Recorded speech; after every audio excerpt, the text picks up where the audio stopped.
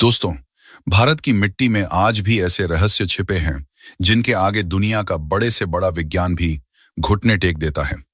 यह कहानी किसी शहर की नहीं, बल्कि एक ऐसे छोटे से गांव की है जहां आज भी सूरज उगने से पहले लोग जाग जाते हैं और शाम ढलते ही सन्नाटा पसर जाता है।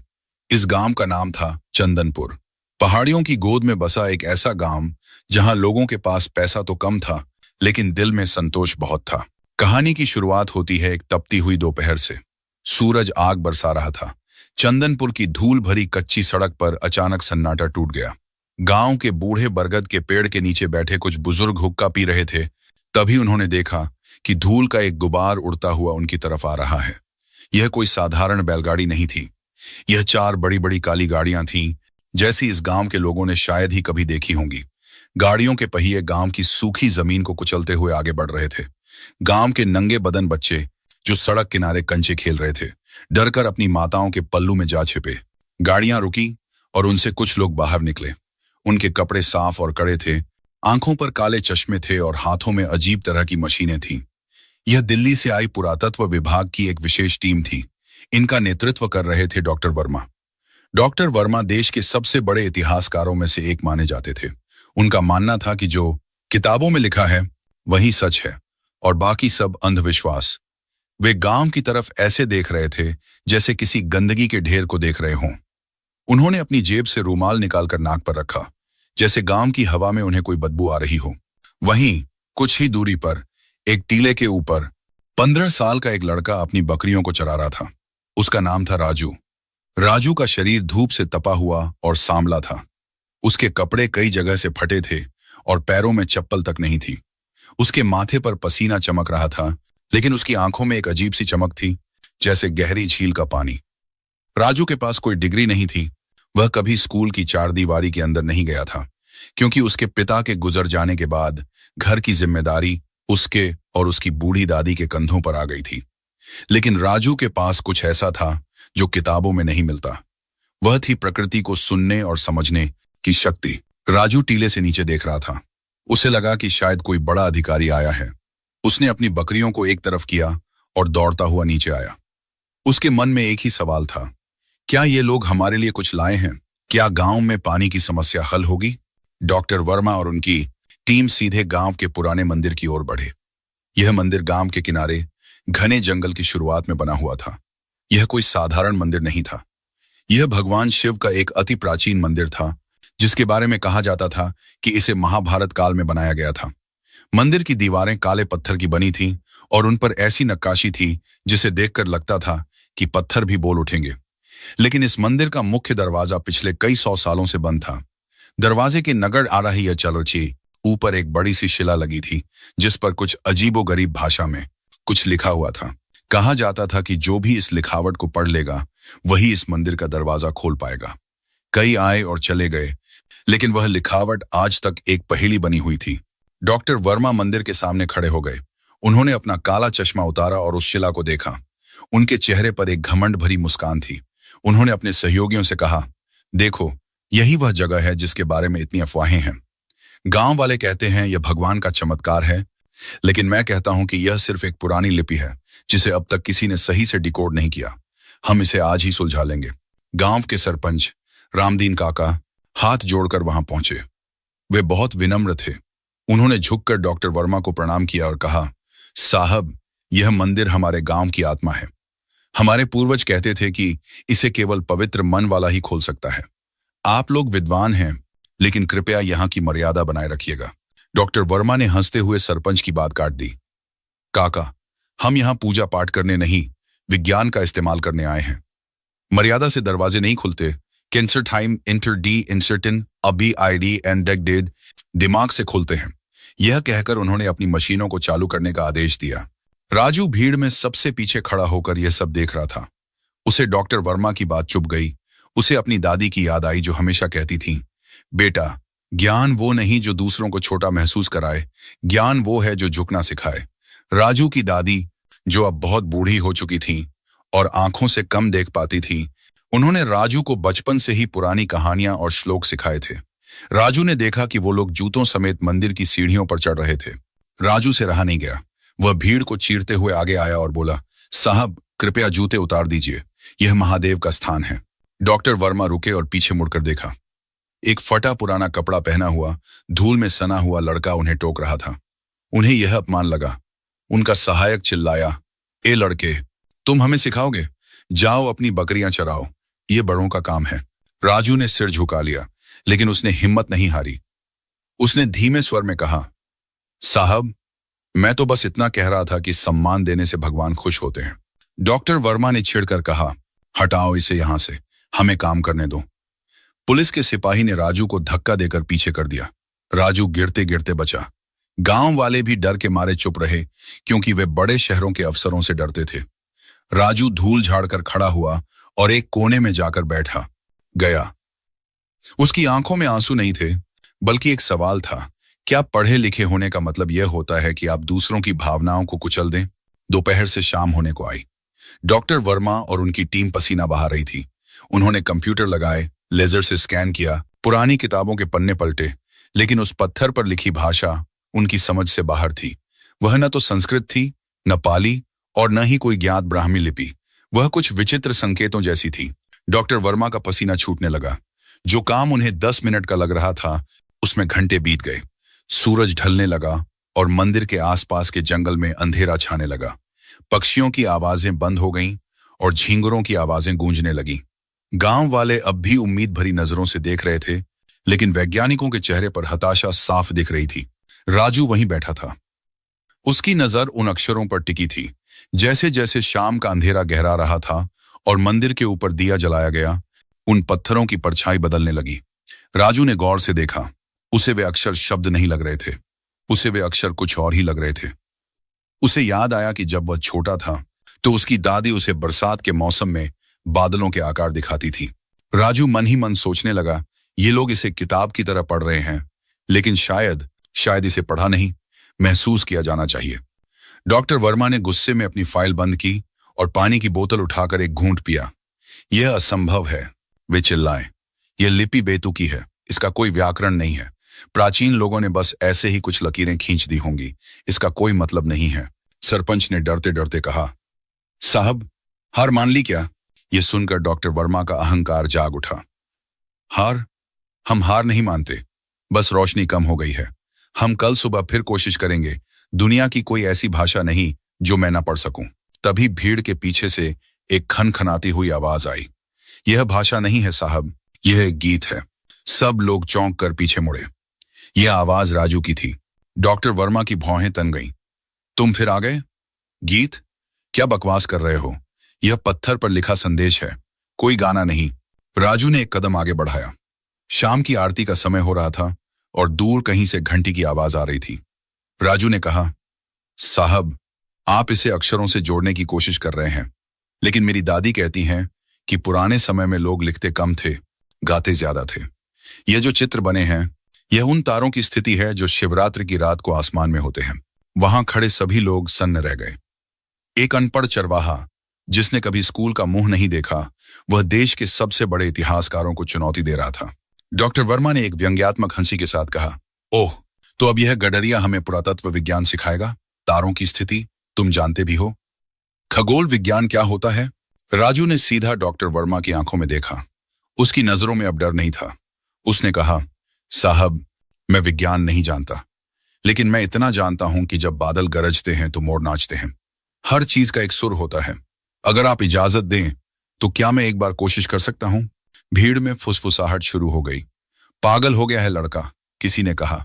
इन बड़े अफसरों के सामने अपनी बेइज्जती करवाएगा, दूसरे ने कहा। लेकिन डॉक्टर वर्मा को लगा कि यह एक अच्छा मौका है, गांव वालों को यह दिखाने का कि विज्ञान के आगे उनका ज्ञान कितना तुच्छ है। उन्होंने हाथ बांधे और मुस्कुराते हुए कहा, ठीक है, जाओ, दिखाओ अपना जादू। अगर तुम असफल हुए, जो कि तुम होगे ही, तो तुम्हें पूरे गांव के सामने माफी मांगनी होगी कि तुमने हमारा समय बर्बाद किया। राजू ने सिर हिलाया। मंजूर है। राजू धीरे धीरे उन सीढ़ियों पर चढ़ा जहां जाने से उसे रोका गया था। उसने सबसे पहले झुककर उस दहलीज को चूमा, फिर वह उस विशाल पत्थर के सामने खड़ा हो गया। उसने अपनी आंखें बंद की और गहरी सांस ली। उसके कानों में उसकी दादी की आवाज गूंजने लगी, वो लोरी जो वह उसे बचपन में सुनाया करती थी। राजू ने अपनी उंगलियां उन ठंडे पत्थरों पर रखी। जैसे ही उसने पत्थर को छुआ, उसे लगा कि पत्थर के अंदर एक कंपन है, वह कंपन जो सदियों से वहां कैद था। राजू का हाथ उस ठंडे पत्थर पर था और पूरा गांव सांस रोके खचा था।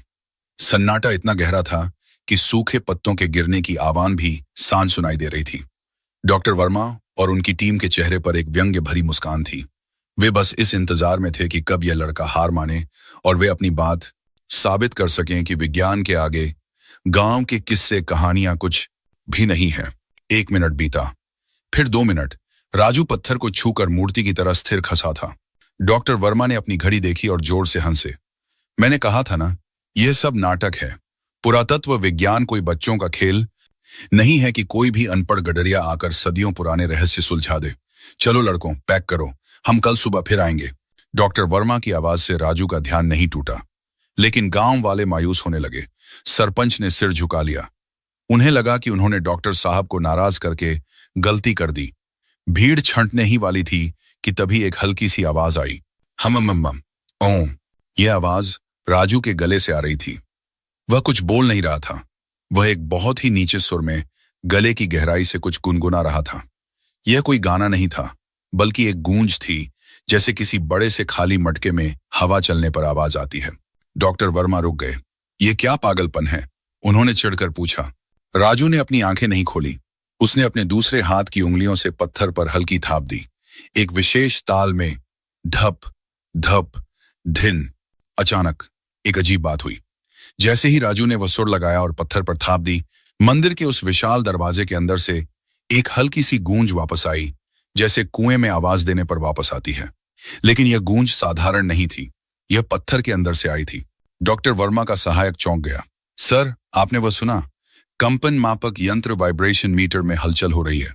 डॉक्टर वर्मा ने मशीन की सुई को हिलते हुए देखा। उनकी आंखें फटी की फटी रह गईं। यह कैसे संभव है? हवा नहीं चल रही, भूकंप नहीं है, तो पत्थर हिल क्यों रहा है? राजू ने धीरे से अपनी आंखें खोली। उसकी आंखों में अब एक अजीब सी शांति थी।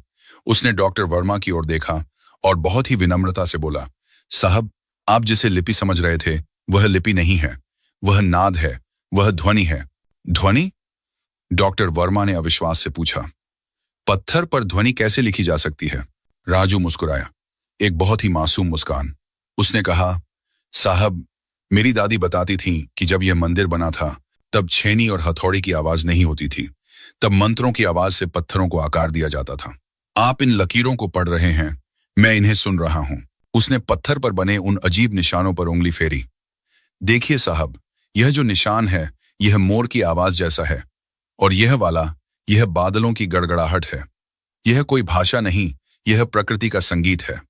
इस दरवाजे को चाबी नहीं, एक सही सुर चाहिए। डॉक्टर वर्मा का अहंकार उन्हें यह स्वीकार करने से रोक रहा था। एक अनपढ़ बच्चा उन्हें सिखा रहा था। उन्होंने गुस्से में कहा, बकवास, सरासर अंधविश्वास। पत्थरों को सुरों से नहीं खोला जाता। यह कोई जादुई कहानी नहीं है, यह वास्तविकता है। हटो वहां से। डॉक्टर वर्मा ने गुस्से में आकर राजू को धक्का दिया और खुद पत्थर के सामने खड़े हो गए। मैं इसे विज्ञान से खोलूंगा, उन्होंने कहा और अपनी टीम को एक भारी ड्रिल मशीन लाने का आदेश दिया। हम इस ताले को तोड़ देंगे। अगर यह प्यार से नहीं खुलता तो हम इसे ताकत से खोलेंगे। गांव वाले घबरा गए। सरपंच काका आगे आए। नहीं साहब, अनर्थ मत कीजिए, महादेव के मंदिर पर मशीन मत चलाइए। लेकिन डॉक्टर वर्मा सुनने को तैयार नहीं थे। घमंड ने उनकी बुद्धि पर पर्दा डाल दिया था। मशीन की तेज आवाज से जंगल की शांति भंग हो गई। जैसे ही ड्रिल मशीन की नोक उस प्राचीन पत्थर से टकराई, एक चिंगारी निकली और मशीन झटके से बंद हो गई।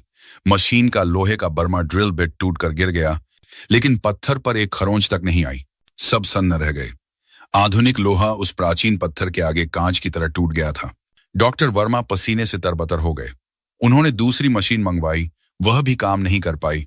उनका चेहरा लाल हो गया था, शर्म से और गुस्से से। तभी भीड़ के पीछे से एक और आवाज आई। शक्ति से नहीं साहब, भक्ति से। यह राजू की बूढ़ी दादी थी। वह लाठी टेकते हुए धीरे धीरे वहां आ रही थी। उनकी आंखों में रोशनी नहीं थी, लेकिन उनके चेहरे पर एक तेज था। राजू दौड़कर अपनी दादी के पास गया और उन्हें सहारा दिया। दादी ने कांपती आवाज में कहा, बाबूजी, आप शहर से आए हैं, बहुत पढ़े लिखे हैं, लेकिन आप भूल गए कि यह देश यशियों का है, मशीनों का नहीं। मेरे पोते राजू ने कोई किताब नहीं पढ़ी, लेकिन उसने मुझे सुना है। और मैंने उसे वो सुनाया है जो मेरे दादा ने मुझे सुनाया था। डॉक्टर वर्मा ने हताशा में मशीन फेंक दी। वे हाँफ रहे थे। तो आप क्या कहना चाहती हैं कि यह लड़का जो अपना नाम भी नहीं लिख सकता, वह इस 5000 साल पुराने रहस्य को सुलझा देगा? दादी ने राजू के सिर पर हाथ रखा। कोशिश करने दीजिए साहब। अगर यह हार गया तो हम गांव छोड़कर चले जाएंगे। यह मेरा वचन है। गांव वालों ने सांस रोक ली। यह बहुत बड़ी शर्त थी। राजू ने अपनी दादी की ओर देखा। दादी ने धीरे से कहा, बेटा, याद है मैंने तुझे वो भैरव राग सिखाया था जिसे गाते समय सांस रोकनी पड़ती है? राजू ने सिर हिलाया। उसे याद आया बचपन की वो रातें जब तूफान आता था और दादी उसे डरने से बचाने के लिए एक विशेष धुन गुनगुनाती थी। वो धुन जो कानों को नहीं, रूह को छूती थी। राजू वापस दरवाजे के पास गया। अब डॉक्टर वर्मा भी चुप थे। उनकी सारी मशीनें फेल हो चुकी थीं। अब उनके पास देखने के अलावा कोई चारा नहीं था। राजू ने एक गहरी सांस ली। उसने अपने फेफड़ों में हवा भरी। उसने पत्थर के उस हिस्से पर अपना कान लगाया जहां एक शंख जैसा निशान बना था, और फिर उसने अपनी आवाज निकाली। इस बार आवाज बहुत तेज थी। ओम। उसने एक ही सुर को पकड़ा और उसे लंबा खींचा। उसकी आवाज में एक कंपन था जो बिल्कुल पत्थर के कंपन से मेल खा रहा था। पहले कुछ नहीं हुआ। लोग एक दूसरे को देखने लगे, लेकिन राजू ने हार नहीं मानी। उसने अपनी आवाज की पिच को थोड़ा और बढ़ाया। अचानक मंदिर के ऊपर लगे पुराने तांबे के घंटे अपने आप हिलने लगे। टन टन। बिना हवा के भीड़ में खलबली मच गई। चमत्कार, चमत्कार, लोग चिल्लाने लगे। डॉक्टर वर्मा की टीम के वैज्ञानिक अपने मीटर देख रहे थे। सर, फ्रीक्वेंसी मैच हो रही है, आवृत्ति मिल रही है। यह लड़का ठीक कह रहा था। यह ध्वनि आधारित ताला, साउंड बेस लॉक है। राजू का पूरा शरीर पसीने से भीग चुका था। उसका गला सूख रहा था, लेकिन वह रुका नहीं। उसे लगा कि पत्थर अब ठंडा नहीं बल्कि गर्म हो रहा है। उसे पत्थर के अंदर से एक जवाब मिल रहा था, जैसे कोई सोई हुई चीज जाग रही हो। उसने सुर बदला। अब वह ध्रुपद जैसा कुछ गा रहा था, भारी और गंभीर। तभी एक जोरदार आवाज आई, कड़कड़। वह आवाज पत्थर टूटने की नहीं थी। वह आवाज थी वर्षों से जमी हुई धूल और मिट्टी के हट जाने की। दरवाजे के बीचों बीच बनी एक दरार में से धूल का एक फवारा निकला। धरती हल्की सी कांपी। डॉक्टर वर्मा डर के मारे 2 कदम पीछे हट गए। वह विशाल पत्थर का दरवाजा, जिसे 10 हाथी भी नहीं हिला सकते थे, वह अपनी जगह से 1 इंच, बस 1 इंच खिसक गया। भीड़ शांत हो गई। इतना सन्नाटा कि दिल की धड़कन सुनाई दे।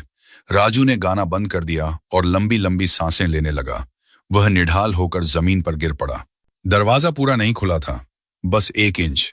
लेकिन उस 1 इंच की दरार से मंदिर के अंदर की ठंडी और पवित्र हवा बाहर आई। उस हवा में चंदन और पुराने फूलों की खुशबू थी, 5000 साल पुरानी खुशबू। डॉक्टर वर्मा, जो अब तक घमंड में चूर थे, उनके पैरों तले जमीन खिसक गई थी। वे कांपते हुए आगे बढ़े। उन्होंने उस दरार को छुआ। यह सच था, दरवाजा हिला था। वे धीरे से पलटे और राजू की ओर देखा, जो जमीन पर बैठकर हाँप रहा था।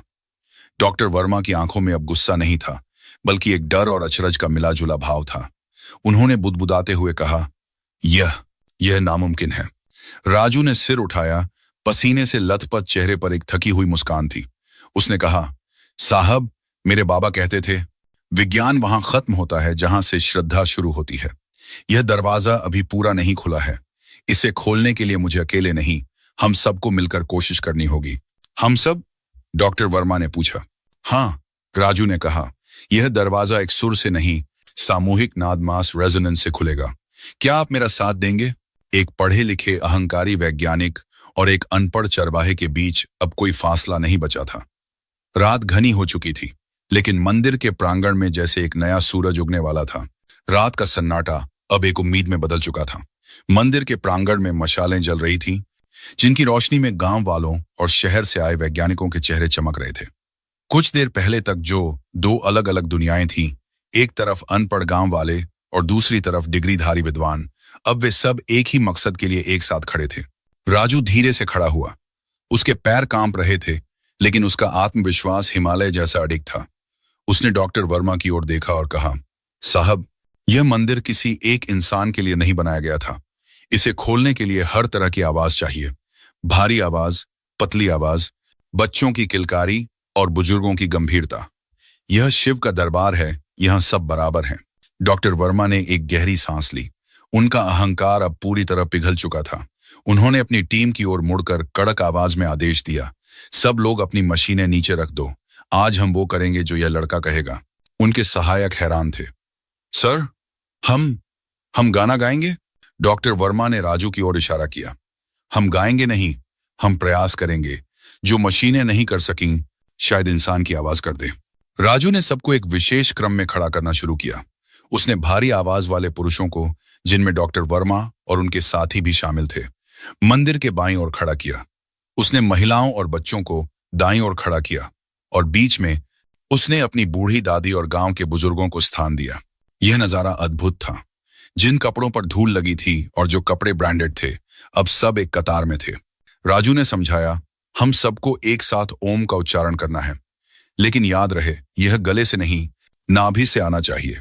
हमें उस पत्थर को हिलाना नहीं है, हमें उसे जगाना है। राजू ने सबसे पहले शुरुआत की। उसने अपनी आंखें बंद की और एक गहरा सा लगाया। सा। धीरे धीरे पुरुषों ने उसका साथ दिया। एक भारी गूंजती हुई आवाज वातावरण में फैलने लगी। डॉक्टर वर्मा, जिन्होंने शायद कभी प्रार्थना नहीं की थी, वे भी पूरी शिद्दत से आवाज लगा रहे थे। उन्हें महसूस हो रहा था कि विज्ञान केवल प्रयोगशाला में नहीं, बल्कि इस खुले आसमान के नीचे भी जीवित है। फिर महिलाओं ने अपना स्वर मिलाया। उनकी आवाज ने उस भारीपन को एक तीखेपन के साथ संतुलित कर दिया। जैसे ही सैकड़ों लोगों की आवाजें एक साथ मिली, एक अजीब सी घटना घटने लगी। मंदिर के आसपास के पेड़ों से पक्षी उड़ने लगे। हवा रुक गई और वह कंपन, जो पहले केवल मशीनों में दिख रहा था, अब हर किसी को अपने पैरों के नीचे महसूस होने लगा। राजू ने अपने हाथ ऊपर उठाए, जैसे वह किसी ऑर्केस्ट्रा का संचालन कर रहा हो। उसने इशारा किया, आवाज और तेज, और तेज। ओम मम मम मम, नमः शिवाय। ध्वनि की लहरें, साउंड वेव्स मंदिर की दीवारों से टकराकर वापस आ रही थी और फिर से लोगों की आवाज में मिल रही थी। इसे ही विज्ञान में रेजोनेंस कहते हैं।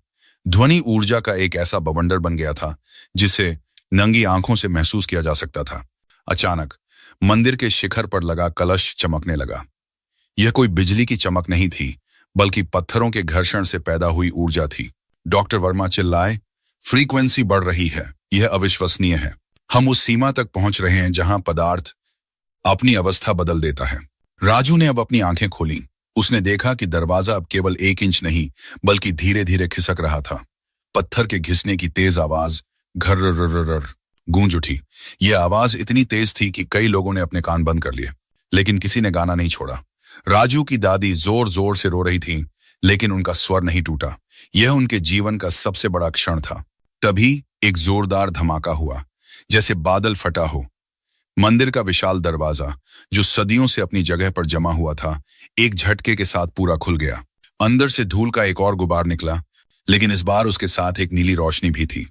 सब लोग शांत हो गए। ध्वनि रुक गई। दरवाजा खुल चुका था। राजू हाँफते हुए वहीं घुटनों पर बैठ गया। डॉक्टर वर्मा दौड़कर उसके पास आए और उसे थाम लिया। तुम ठीक तो हो बेटे? डॉक्टर वर्मा की आवाज में एक पिता जैसी चिंता थी। राजू ने मुस्कुराते हुए कहा, साहब, मैंने कहा था ना, महादेव भक्तों के लिए दरवाजा बंद नहीं रखते। दरवाजे के उस पार घोर अंधकार था, लेकिन उस अंधकार के बीच कुछ ऐसा था जो खुद रोशनी छोड़ रहा था। डॉक्टर वर्मा ने अपनी टॉर्च जलाई और सबसे पहले कदम आगे बढ़ाया। उनके पीछे राजू और सरपंच थे। बाकी गांव वाले डर और श्रद्धा के साथ पीछे पीछे चले। जैसे ही वे अंदर दाखिल हुए, सबकी आंखें फटी रह गईं। यह कोई साधारण मंदिर का गर्भगृह नहीं था। यह विज्ञान और वास्तुकला का एक ऐसा नमूना था जिसे आज की दुनिया सोच भी नहीं सकती थी। अंदर की दीवारें किसी साधारण पत्थर की नहीं, बल्कि एक विशेष प्रकार के स्फटिक क्रिस्टल की बनी थी, और कमरे के बिल्कुल बीचों बीच हवा में बिना किसी सहारे के एक शिवलिंग जैसा आकार तैर रहा था। जी हां, तैर रहा था। डॉक्टर वर्मा का मुंह खुला का खुला रह गया। Magnetic levitation. वे बुदबुदाए। 5000 साल पहले, बिना बिजली के, यह कैसे संभव है? राजू को विज्ञान के भारी शब्द नहीं पता थे, लेकिन उसे इतना पता था कि यह जगह जागृत है। वह उस तैरते हुए शिवलिंग के पास गया। वहां ठंडक इतनी थी जैसे वे किसी बर्फ के पहाड़ पर आ गए हों।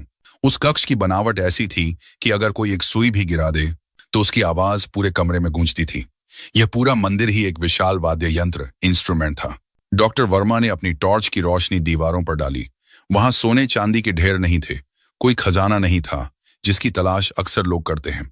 वहां दीवारों पर चित्र बने थे, तारों के, ग्रहों के और मानव शरीर के चक्रों के। और उन चित्रों के नीचे वही ध्वनि लिपि लिखी थी जिसे राजू ने बाहर पढ़ा था। डॉक्टर वर्मा समझ गए, यह मंदिर धन का भंडार नहीं बल्कि ज्ञान का भंडार था। प्राचीन भारत का वो ज्ञान जो ध्वनि और कंपन से बीमारियों को ठीक करने और ब्रह्मांड को समझने की शक्ति रखता था। डॉक्टर वर्मा ने अपनी टीम की ओर देखा। उनकी टीम के सदस्य जो हमेशा तथ्यों और सबूतों की बात करते थे, अब नतमस्तक थे। उनमें से एक ने धीरे से कहा, सर, हम इतिहास खोजने आए थे, लेकिन हमें तो भविष्य मिल गया। तभी राजू ने देखा कि शिवलिंग के पास एक पुरानी ताम्रपत्र कॉपर प्लेट की किताब रखी है। उसने उसे उठाने के लिए हाथ बढ़ाया, लेकिन सरपंच ने उसे रोक दिया। बेटा, संभल कर, पता नहीं क्या हो। राजू ने कहा, काका, डरिए मत। यह ज्ञान है और ज्ञान बांटने के लिए होता है, छुपाने के लिए नहीं। राजू ने वह ताम्रपत्र उठाया। वह बहुत भारी था। उसने उसे डॉक्टर वर्मा के हाथों में सौंप दिया। डॉक्टर वर्मा कांपते हाथों से उस अमूल्य धरोहर को थामे हुए थे। उनकी आंखों से आंसू बह निकले। उन्होंने राजू की ओर देखा और कहा, यह मेरे हाथ में क्यों दे रहे हो राजू? इसे तुमने खोजा है, इस पर तुम्हारा हक है। राजू ने जो जवाब दिया, उसने वहां मौजूद हर इंसान का दिल जीत लिया। राजू ने कहा, साहब, मैं तो बस एक गडरिया हूं। मैं बकरियों की भाषा समझ सकता हूं, पत्थरों की आवाज सुन सकता हूं, लेकिन इस ज्ञान को दुनिया तक पहुंचाने की भाषा आप जानते हैं। अगर यह मेरे पास रहा तो किसी संदूक में बंद होकर रह जाएगा, लेकिन आपके पास रहा तो शायद पूरी दुनिया का भला होगा। डॉक्टर वर्मा उस 15 साल के बच्चे के पैरों में गिरना चाहते थे। इतना त्याग, इतनी समझदारी। उन्होंने राजू को गले लगा लिया।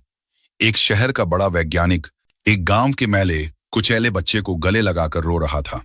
बाहर खड़े गांव वाले हर हर महादेव के नारे लगाने लगे। वह आवाज जो कुछ देर पहले दरवाजा खोलने के लिए थी, अब विजय की घोषणा कर रही थी। लेकिन कहानी अभी खत्म नहीं हुई थी। ताम्रपत्र पर कुछ ऐसा लिखा था जो इस रात को और भी रहस्यमयी बनाने वाला था। डॉक्टर वर्मा ने जैसे ही पहली प्लेट पर रोशनी डाली, उनके चेहरे का रंग उड़ गया। उन्होंने कांपती आवाज में पढ़ा, यह ज्ञान तभी तक सुरक्षित है जब तक मनुष्य के भीतर करुणा है। जिस दिन यह अहंकार के हाथ लगेगा, यह मंदिर स्वयं को नष्ट कर लेगा। और जैसे ही उन्होंने यह पढ़ा, जमीन फिर से हिलने लगी। लेकिन इस बार यह कंपन सुरीला नहीं बल्कि डरावना था। मंदिर के अंदर की रोशनी लाल होने लगी। क्या हुआ? क्या उन्होंने कोई गलती कर दी थी, या फिर किसी और ने मंदिर में प्रवेश किया था जिसका मन पवित्र नहीं था? सबने पीछे मुड़कर देखा। दरवाजे पर एक काला साया खड़ा था। दरवाजे पर खड़ा वह काला साया कोई इंसान नहीं था और न ही कोई भूत प्रेत।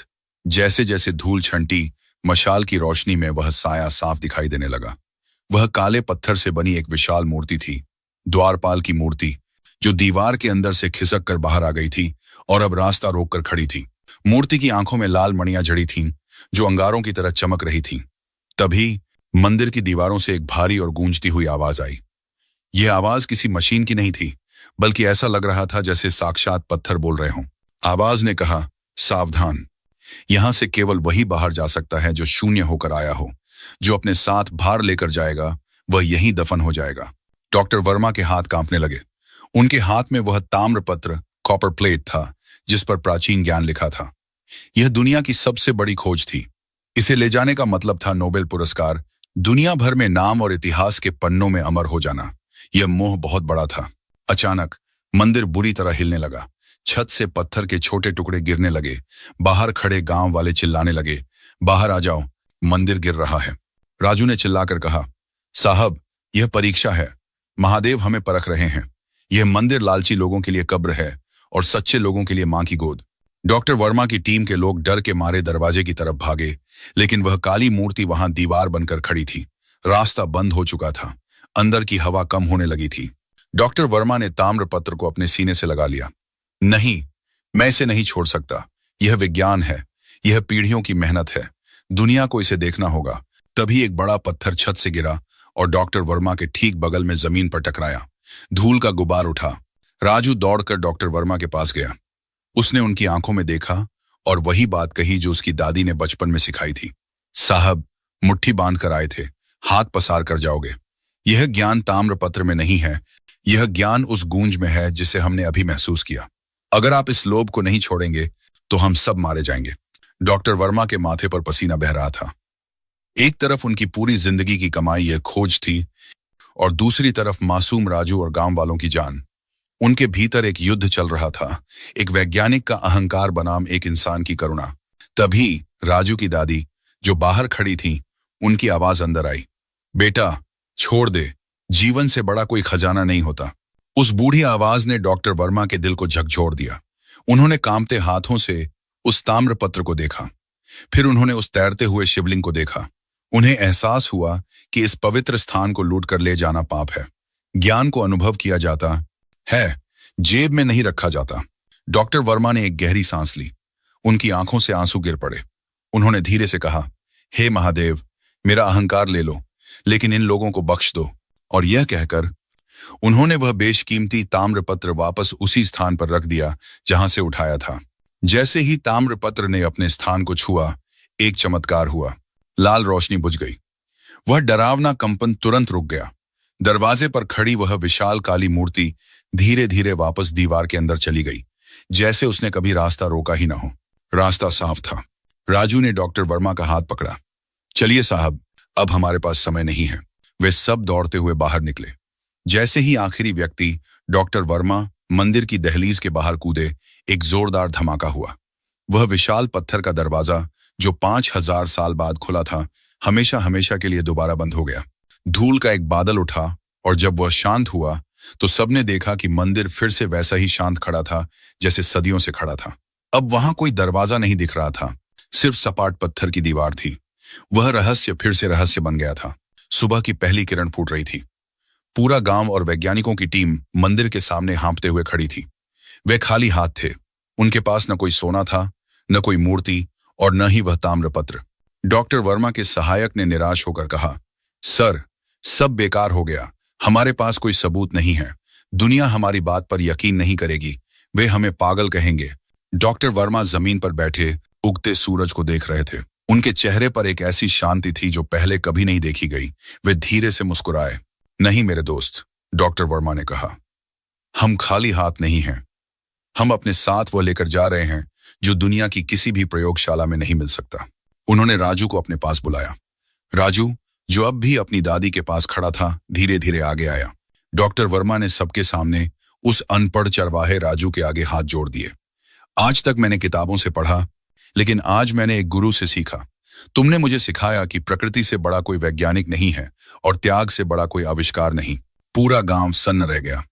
शहर का बड़ा साहब, जिसके जूतों की चमक से लोग डरते थे, आज धूल में स्नेह एक लड़के का सम्मान कर रहा था। डॉक्टर वर्मा ने घोषणा की, मैं वादा करता हूं, मैं वापस दिल्ली जाकर यह नहीं कहूंगा कि मैंने क्या खोया। मैं कहूंगा कि मैंने भारत के एक छोटे से गांव में क्या पाया। और मैं अपनी पूरी जमा पूंजी लगाकर इस गांव में एक स्कूल और एक संगीत विद्यालय बनवाऊंगा, ताकि राजू जैसे हीरे को धूल में नहीं का, समयराज हीरे को गांव खोना पड़े। राजू की आंखों में आंसू आ गए। उसने डॉक्टर वर्मा के पैर छुए, लेकिन डॉक्टर वर्मा ने उसे उठाकर गले लगा लिया। निष्कर्ष, एंडिंग सीन। दृश्य बदलता है 10 साल बाद। उसी जगह पर एक सुंदर स्कूल की इमारत खड़ी है। स्कूल का नाम है सावित्री देवी विद्या और संगीत आश्रम, राजू की दादी के नाम पर। अंदर एक क्लास चल रही है। एक नौजवान शिक्षक, जो अब धोती कुर्ता पहने हैं और जिसके चेहरे पर तेज है, वह बच्चों को पढ़ा रहा है। वह ब्लैक बोर्ड पर कोई फार्मूला नहीं, बल्कि एक वाद्य यंत्र का चित्र बना रहा है। वह शिक्षक राजू है। राजू बच्चों से कहता है, बच्चों, विज्ञान और संगीत अलग नहीं है। जो ब्रह्मांड बाहर है वही तुम्हारे अंदर है। बस सुनने की जरूरत है। कैमरा धीरे धीरे पीछे हटता है और खिड़की से बाहर उस प्राचीन मंदिर की ओर जाता है, जो आज भी जंगल के बीच शांत खड़ा है। अपना रहस्य अपने सीने में दबाए, लेकिन गांव को एक नया भविष्य देकर। दोस्तों, भारत का ज्ञान किताबों में नहीं, संस्कारों में है। हमारे पास राजू जैसी लाखों प्रतिभाएं हैं जिन्हें बस एक मौके की जरूरत है। अगर इस कहानी ने आपके दिल को छुआ है और आपको भारतीय होने पर गर्व है, तो कमेंट में जय हिंद जरूर लिखें।